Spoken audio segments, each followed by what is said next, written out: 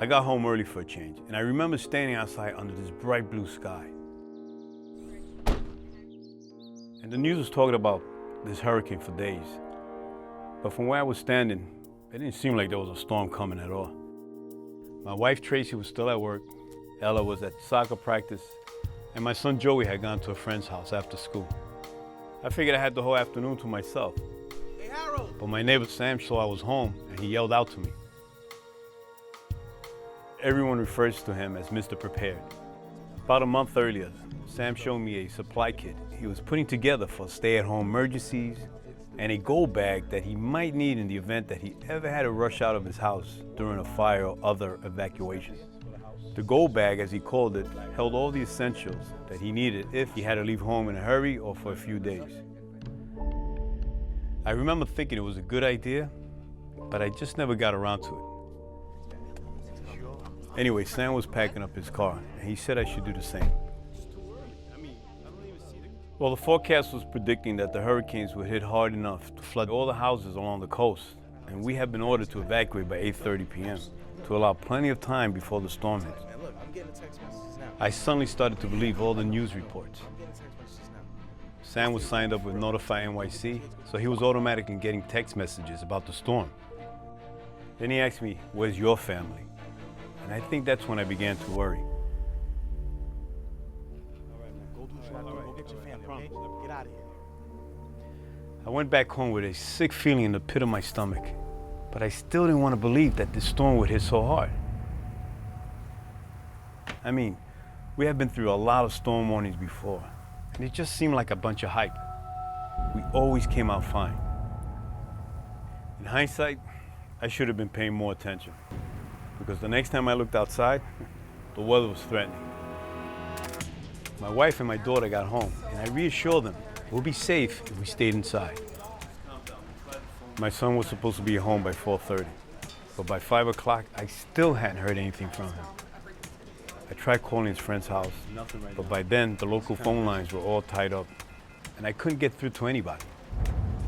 We were all worried about Joey, and I felt like I needed to go and try to find him, but I couldn't leave Tracy and Ella alone. There's nothing worse than knowing that your child could be in danger, especially when you know that you could have prevented it. The time to help Joey was months before the storm. I could have made a plan with him about what to do in an emergency, who to contact, where to go. That one conversation could have made all the difference.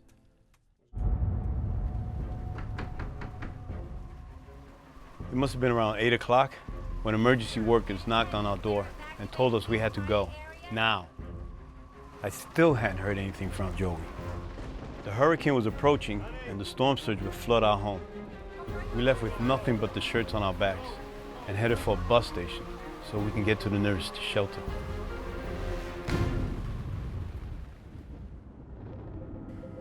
We were lucky, very, very lucky. We were cold, tired, but we made it to safety.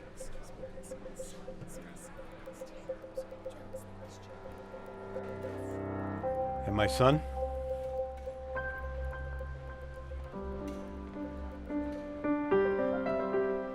He made it to the same shelter with the family of the friends we had been with. Seeing him was the biggest relief of my life. I just broke down. At that moment, I promised myself I'd be better prepared for future catastrophes. We were thankful to be in a safe place, but that first night at the hurricane shelter was rough on the kids because we didn't have any clean clothes or any activities for them. And when you know it, there was Sam, Mr. Prepared.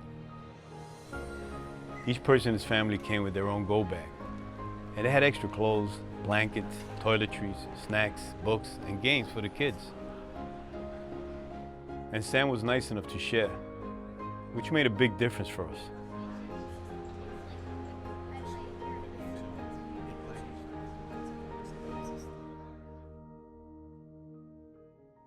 When we were finally able to return home, we found all of our windows broken and a lot of flood damage.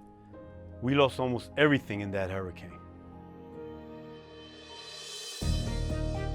We we were able to repair the damage eventually. But there were photos and documents that we can't ever replace.